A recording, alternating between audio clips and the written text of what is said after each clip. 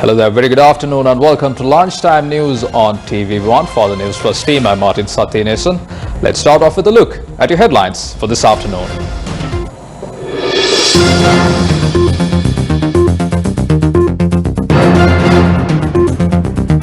Cyclone Buravi is expected to make landfall in Sri Lanka's east coast between 7 p.m. and 10 p.m. today.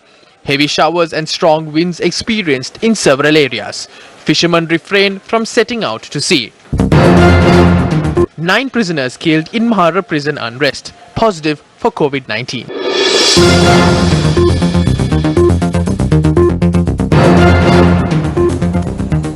Now those stories in detail. The Department of Prisons will institute legal actions against all inmates who were connected to the Mahara prison unrest.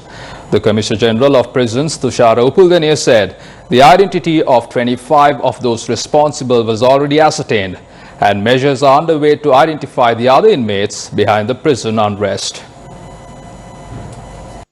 The Commissioner General of Prisons further said the property belonging to the prison has been severely damaged during the unrest. Currently, 2,500 are detained at the Mahara prison. 11 inmates died following the unrest, while 106 inmates and 2 officials were injured. 9 of those died during the unrest have tested positive for COVID-19. The director of the North Colombo Teaching Hospital, Dr. Shelton Pereira, said PCR tests for the other 2 dead inmates will be conducted today. Meanwhile, relatives of the inmates were gathered opposite the prisons today.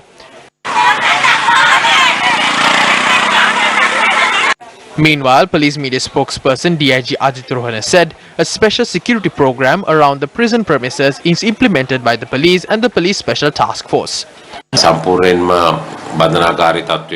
situation at the Mahara prison has been brought under control now. Officers from prison and police special task force have been deployed at the prison premises to strengthen the security. We are expecting to continue this in the future. Several teams have been deployed to assist the prison officials. පොලිසිය විසින් යොදවා තිබෙනවා බන්ධනාගාරයේ ආශ්‍රිත ප්‍රදේශ සඳහා. Meanwhile, Defence Secretary Major General Kamal Gunaratna expressed these views regarding the unrest at the Mahara prison. These remarks were made during a ceremony held at the National Dangerous Drugs Control Board. With some deaths and injuries being reported from the prison incidents, some criticize that we overuse the power to control it. There were 189 inmates infected with COVID-19 in this prison. Imagine what will happen if these infected patients go out to society. We have transferred these 199 infected people to a treatment center. We conducted PCR tests on 180 people who had already granted bail and were still in remand prison, so we can send them home after we get the test results. But in the evening, in complete darkness, these inmates consumed drugs and created a conflict inside the prison. I decided not to send any prison or police officers into the prison during the night because it would have resulted in many losses of lives and injuries. At around 1:30 in the afternoon yesterday, we deployed a set of officers inside the prison and within 10 minutes they were able to control the unrest. They seized the drugs and some sharp knives which were taken by the inmates from the prison kitchen. Right now, it is all under control.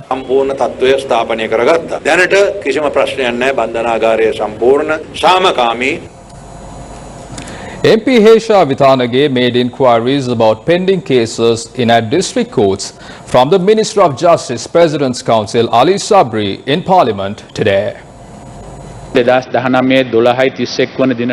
As of 31st December last year, there are 231,506 pending cases in the district courts.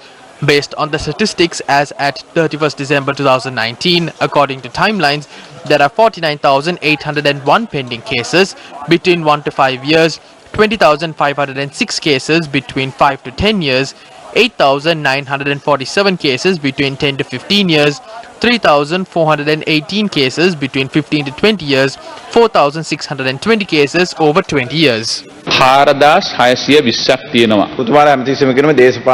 we have always said during our tenure the judicial system was compromised due to political agendas. If it is the case, you should be able to prove it. If things have happened in this way, when you are the Minister of Justice, we see many pending cases were resolved within the week. If you can resolve these cases of people who are close to you, we need to be able to resolve the pending cases filed by the general public as well. That way we could have avoided incidents like Mahara prison unrest. ඇති වෙන්නේ නැහැ ගරු ඇමතුමනි එහෙම හැකියාවක් තියෙද කියලා දැනගන්න කැමතියි. දැන් නඩුව අහන එකයි Hearing the cases and filing the cases are two different things. We never said there are issues in hearing the cases. However, there were issues in filing cases. We have to accept that. Only the important cases were heard over the past 3 months.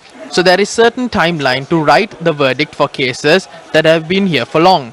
If you go from High Court to Court of Appeal or Supreme Court, the verdict cannot be provided again. As a result, the cases should be heard from the beginning. Thus, we made a special request from the Judicial Service Commission to provide verdicts for all the unheard cases. You can see only these few cases, however, only from civil court verdicts for 70 cases were provided over the last 3 days. So it is the unusual way.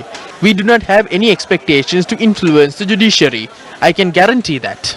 මැදිහත් වෙන්න අපේ කිසිම බලාපොරොත්තුවක් නැහැ. ඒකේ සහතිකය අපි ඔබතුමාට ලබා දෙනවා.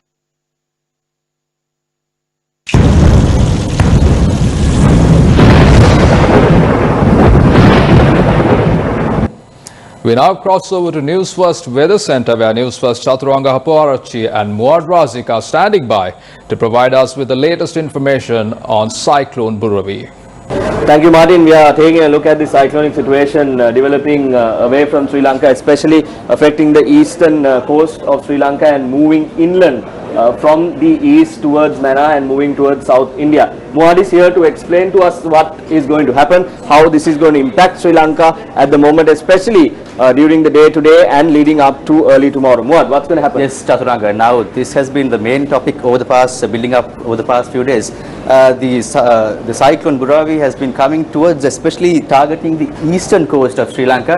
That is the focal point where we have sent our reporters throughout the Newsfirst team, especially to Trincomalee and the east coast, and also it will further gradually go towards the north coast as well, and develop towards the north central and of course northwestern and especially the eastern coast in particular. But Chaturanga, it was noticed a short while ago in the heart of Colombo in Union Place. A short while ago we experienced a similar situation just for a couple of seconds or a couple of minutes where a heavy rain was also experienced. So this is not only focused on the eastern province, it is mainly targeted across the island as well. So this is a situation right now.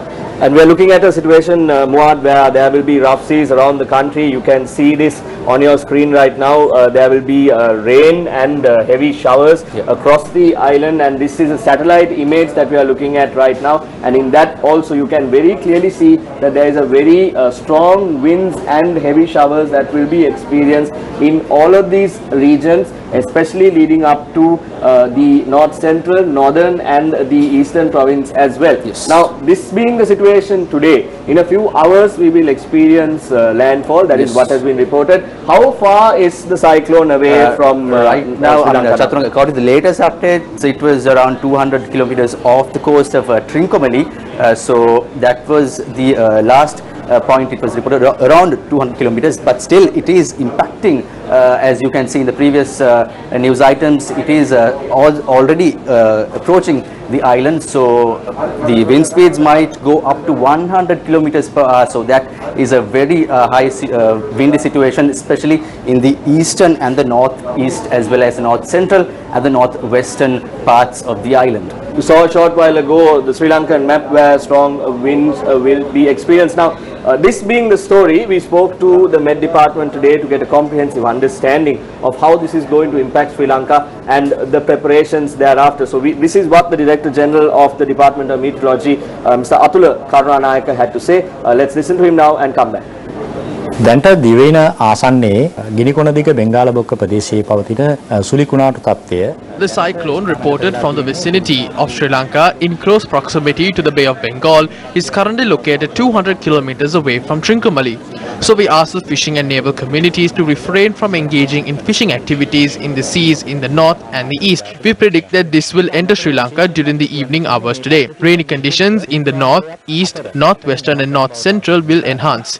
Some areas will experience showers exceeding 200 millimeters. Tomorrow, when the cyclone moves away from Sri Lanka, western, Sabargama and central provinces will experience rain. මධ්‍යම මේ වගේ පළාත්වලත් ආස වලාකුළුමින් බරව වැසි තත්ත්වයේ වැඩි වීම අපේක්ෂා කරන්න පුළුවන්. Mohad, we have with us a screen that is showing the precipitation that is going to affect the country today and tomorrow as well. As you can see, if you divide the country from here and look at the upper half, you can see that entire eastern part, especially eastern, north central, northern province, even the northwest and the western provinces have been affected severely with heavy rain leading up from today. You can see the dark spots in the this area. Yeah, especially so that is the area where the cyclone is coming towards the island. So off the coast of Trincomalee. So, and as you said, since the eastern part of the country is the most affected from this at the moment, we deployed our reporters to that area. We have Senator Senanayake joining us from the eastern province to tell us the situation. I think he's in Trincomalee at the moment, and he'll be able to tell us, give us a brief of what is happening there and the situation in the eastern province. Senator?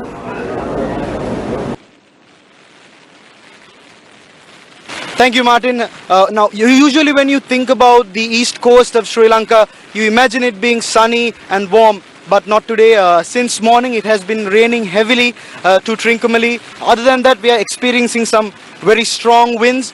As you can see, the ocean behind me is very rough as well, and because of that, the fishermen of this area have refrained from setting sail as well. So we would like to advise our viewers living in this area to stay at home and stay safe. Until then, I'm Senator Senanayake reporting for News First. Now, Chaturanga, as you can see, our reporters are being deployed in the Trincomalee area under strong gusty winds. They are being reporting throughout the day, so they will be reporting throughout the day. So we commend Senator's effort under these critical conditions, reporting to us and bringing us the latest updates. Mohad, let's go back to our situation here now. As Senator also spoke to us about the fishermen, especially in the eastern province, there is an issue. You cannot set to sea with these rough conditions. We have a story to see what has happened to the fisher folk from yesterday leading up to today. Absolutely. Let's have a look at that first and come back. Many fishermen retained from setting out to sea, adhering to the advisory issued by the Met Department on Cyclone Buravi. This footage was captured at the Beruwala fishing port.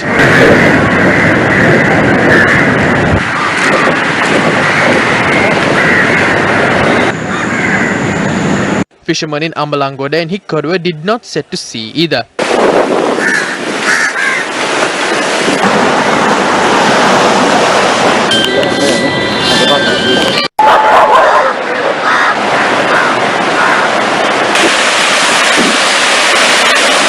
Small boats have engaged in fishing activities close to shore from Dodanduwa fishing port, but many boats in the area did not set out to sea.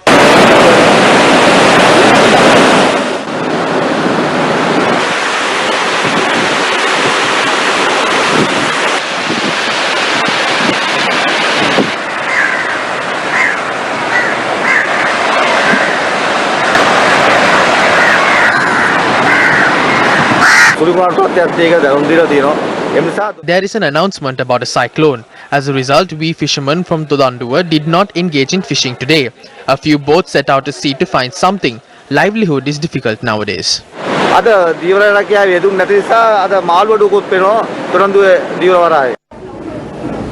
That is the situation of Buravi and impact it will have on the country tomorrow and today as well. That is how the fishermen are facing it. We have sent our reporters, especially to the eastern province, to get a comprehensive understanding of what's going there. Throughout the day, we will keep our general public updated about the current situation in terms of the weather, how the cyclone will affect Sri Lanka and how it will impact our livelihoods leading up to today and tomorrow, and we from the weather center will keep you updated throughout the day. If you are unable to sit in front of your television or listen to your radio, you can also follow us on our social media, tune in to our SMS alerts, and through all of these means we are trying to keep you updated about how this cyclonic situation will impact our country in the next 24 to 48 hours. It's back to Martin in the studio. Thank you very much for that comprehensive update, Chaturanga. And more in international news, China has successfully put another probe on the moon. Its robotic Chang'e 5 mission touched down with the aim of collecting samples of rock and dust to bring back to Earth. The venture has targeted Mons Rumka, a high volcanic complex in the north side region known as Oceanus Procellarum. The land is expected to spend the next couple of days examining its surrounding and gathering up surface materials. It has a number of instruments to facilitate this, including a camera, spectrometer, radar, a scoop and a drill. The intention is to package about 20 kilograms of soil or regolith to send up to orbiting vehicles that can then transport the samples to Earth. It's been 44 years since this was last achieved. That was the Soviet Luna 24 mission, which picked up just under 200 grams.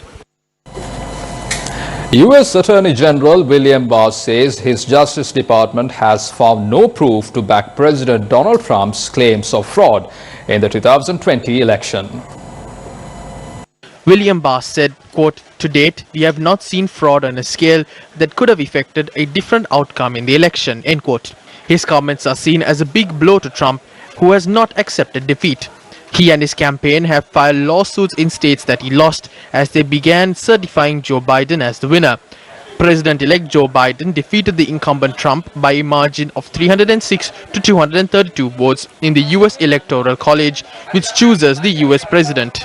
And in the popular vote, Biden won at least 6.2 million more votes than Trump.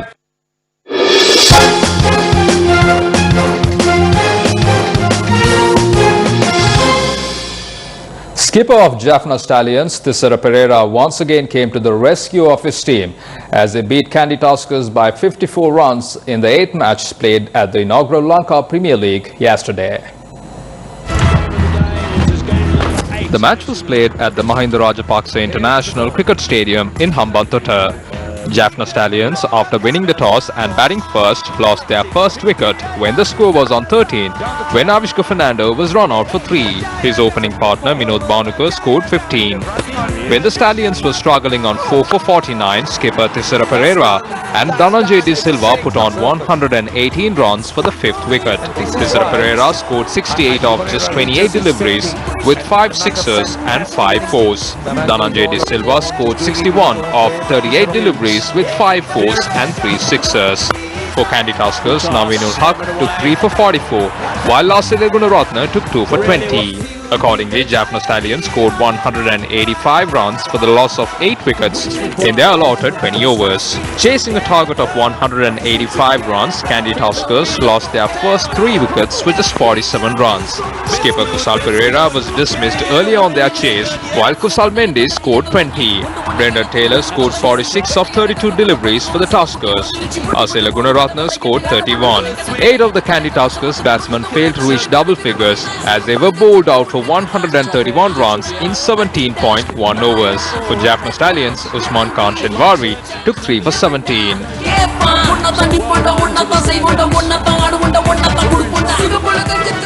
From that, we bring to a close this edition of Lunchtime News on TV1. For details of these stories and much more, simply log on to our website www.newsfirst.lk. For the Newsfirst team, I'm Martin Satyanesan. You have yourself a wonderful day.